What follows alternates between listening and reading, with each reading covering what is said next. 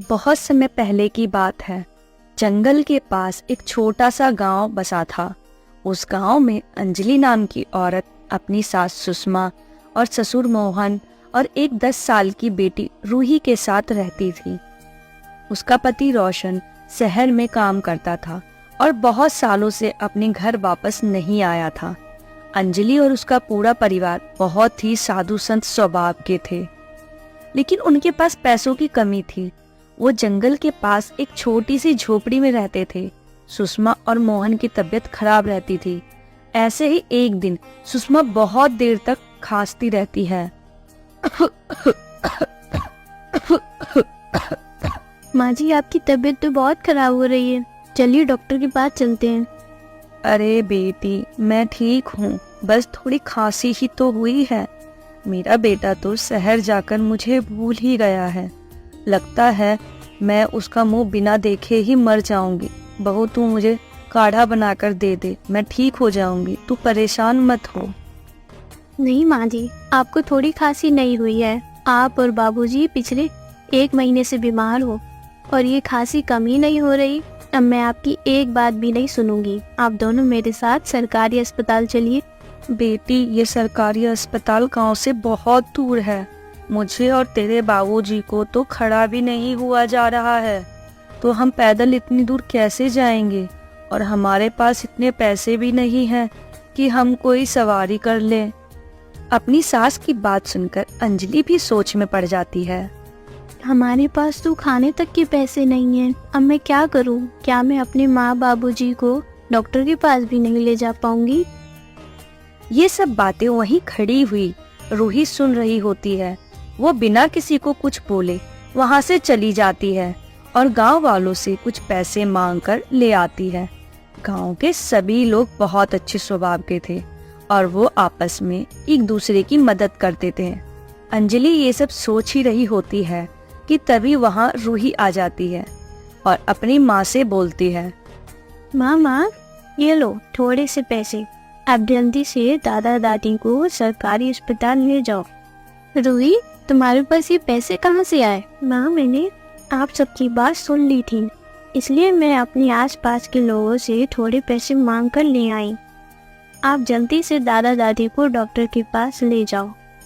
उसके बाद अंजलि अपने सास ससुर को जल्दी से हॉस्पिटल लेकर जाती है। कुछ देर में वो हॉस्पिटल पहुंच जाती है। वहां उन दोनों का चेकअप होता है। उसके बाद डॉक्टर उसे बताता है कि सुषमा और मोहन जी को लास्ट स्टेज का टीबी है। यहाँ इसका इलाज नहीं है, आप इनको शहर लेकर जाइए। इसके बाद अंजलि दोनों को घर वापस लेकर आ जाती है और खुद से बोलती है, हे भगवान, हमारे पास तो खाने तक के पैसे नहीं हैं। मैं इनका इलाज कैसे करवाऊंगी? और कई सालों से रोशन जी भी घर नहीं आए हैं। अब मैं क्या करूं? इतना बोलकर अंजलि रोने लगती है। तभी वहाँ उसकी बेटी रूही एक मुर्गी को लेकर उसके पास आती है। मुर्गी देखकर अंजलि रूही से बोलती है, रूही बेटा, तुम ये मुर्गी कहाँ से ले आई? माँ, जब आप सब अस्पताल गए थे तो मुझे बहुत तेज भूख लगी थी। मैंने रसोई में देखा, वहाँ खाने के लिए कुछ नहीं था। उसके बाद खाने की तलाश में मैं गांव के पास वाले जंगल में चली गई। वहाँ खाने के लिए तो कुछ नहीं मिला, पर ये प्यारी सी मुर्गी मुझे मिल गई तो मैं इसे घर ले आई। तो तुम इसे घर क्यों ले आई? हम इसे अपनी तरह तो भूखा तो नहीं मार सकते ना।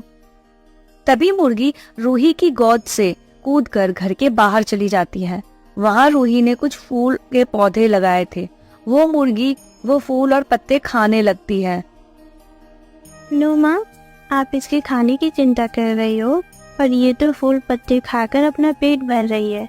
अब तो मुझे मेरी मुर्गी के साथ रहने दो। हाँ बेटा, चलो अब आप अपनी मुर्गी के साथ खेलो, मैं कुछ खाने का बनाती हूँ। इसके बाद अंजलि दुकान से उधार राशन ले आती है और सबके लिए खाने के लिए बना देती है। सभी खाना खाकर सो जाते हैं। ऐसे ही कुछ दिन बीत गए और ऐसे ही एक रात मोहन और सुषमा को खून की उल्टी होने लगी और गहरी रात को अंजलि के सास ससुर की मृत्यु हो गई। खून से जमीन लाल हो गई है। ये अंजलि और रूही के आंखों से आंसू नहीं रुक रहे थे। अब क्या होगा? जब तक बाबूजी थे तब तक उन्होंने ही ये घर संभाल रखा था। मेरे पास तो इतने पैसे भी नहीं हैं जो इनका अंतिम संस्कार कर सकूं। ऐसे ही सुबह हो जाती है। अंजलि गांव वालों से कुछ पैसे मांगती है। सभी गांव वाले बहुत दयालु होते हैं। सब मिलकर वो मोहन और सुषमा का अंतिम संस्कार करते हैं। उसके बाद कुछ दिन तक गांव के लोग अंजलि और रूही को खाने के लिए कुछ न कुछ दे देते थे, पर पूरा गांव ही गरीब था। लोग कितनी मदद करते। ऐसे ही एक दिन अंजलि गांव वालों से कुछ पैसे मांगती है। सभी गांव वाले देखो बहुत बहन जी, दयालु होते अब हैं। हम सब सब भी मिलकर आपको कब वो तक खाना दे मोहन सकते और हैं? सुषमा का अंतिम आप खुद संस्कार कोई करते काम- हैं।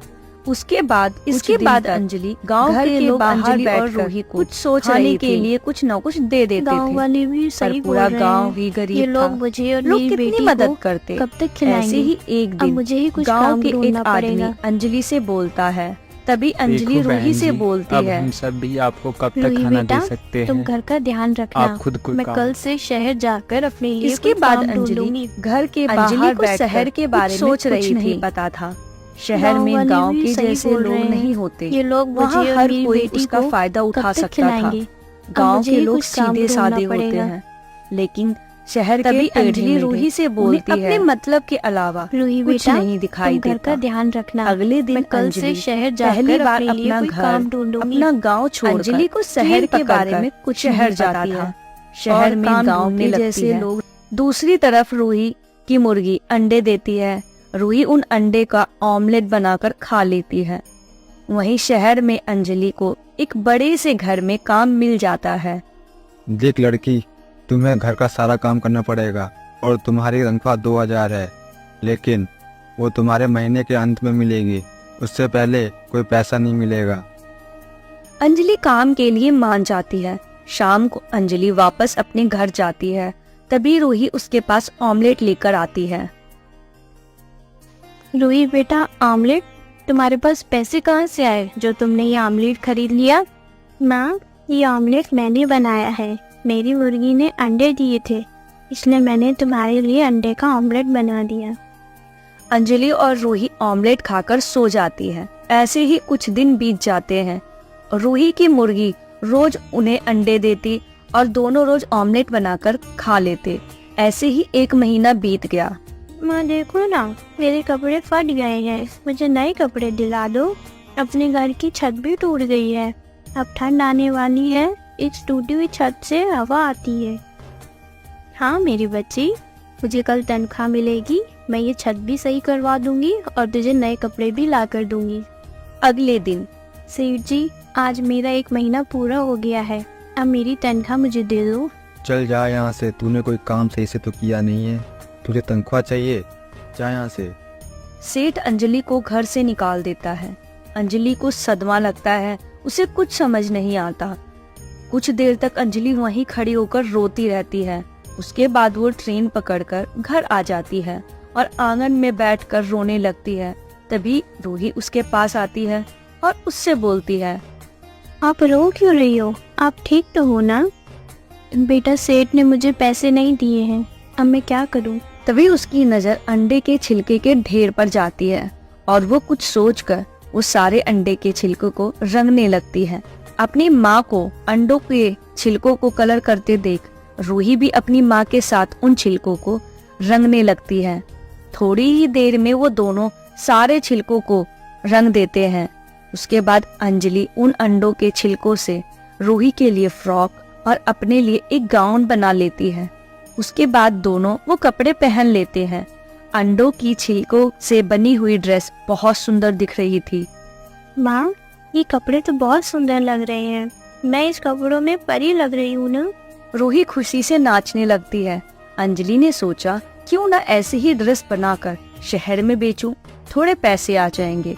अंजलि उन बचे हुए छिलकों से कुछ और ड्रेस बना लेती है और अगले दिन उन्हें लेकर ट्रेन से शहर जा रही थी। उसी ट्रेन पर एक आदमी था जिसका नाम समर था। वो फैशन डिजाइनर था। वो अंजलि के अंडे के छिलकों की ड्रेस पहले देखता है और उससे बोलता है, तुम्हारा नाम क्या है? ये क्या पहना हुआ है तुमने? मेरा नाम अंजलि है और ये अंडों का लहंगा है साहब। मेरे पास कपड़े नहीं थे, इसलिए अंडों के छिलकों से लहंगा बना दिया। हाँ अंजलि, तुम्हें पता भी है तुमने कितना बड़ा काम किया है। इतना अच्छा आइडिया कभी मेरे दिमाग में क्यों नहीं आया। ये तो फैशन की दुनिया में कमाल कर देगा। तुम मेरे साथ चलो, आज शहर में फैशन शो है, वहीं जा रहा हूँ। तुम्हारी ड्रेस मार्केट में आग लगा देगी। नहीं साहब, मुझे आपके साथ कहीं नहीं जाना। शहर के लोगों का कोई भरोसा नहीं है, अपने फायदे के लिए किसी का भी नुकसान कर देते हैं। मैंने पहले ही अपनी 1 महीना बर्बाद कर दिया है और अब मैं खुद इन कपड़ों को बेचूंगी और पैसे कमाऊंगी। मैं तुम्हारी मदद करूँगा। मैं और लोगों की तरह नहीं हूँ। अगर तुम्हें मेरे पे भरोसा नहीं है तो तुम मुझे ये कपड़े बेच दो, तुम्हें इसके पूरे पैसे दे दूंगा। समर उसे अपने बैग से 10,000 रुपए निकाल कर देता है और उससे बोलता है, ये पैसे तुम रख लो, अब तो मेरे साथ चलोगी। इसके बाद समर अंजलि को लेकर अपने फैशन शो पर चला जाता है। वहां पर अंजलि भी फैशन शो में भाग लेती है और वो जीत जाती है। समर की कंपनी ने वो आइडिया खरीद लिया और उसको अपने ऑफिस में काम पर रख लिया। अंजलि बहुत खुश होती है। उसे ऑफिस की तरफ से घर, गाड़ी, बंगला सब कुछ मिलता है। उसके बाद वो गांव जाती है और अपनी बेटी को सारी बात बताती है। उसके बाद सभी गांव वालों को धन्यवाद करती है और मुर्गी को गांव वालों को दे देती है। उसके बाद वो शहर आ जाती है। शहर में आने के बाद और ऑफिस में काम करने लगती है। ऐसे ही समय बीतता है। उसके अंडे के छिलके की ड्रेस अब पूरे शहर में बिकने लगती है। अंजलि बहुत फेमस हो जाती है। उसके बाद समर उसे शादी के लिए प्रपोज करता है। अंजलि शादी के लिए मान जाती है। कुछ दिनों में समर और अंजलि बहुत ही धूमधाम से शादी कर लेते हैं।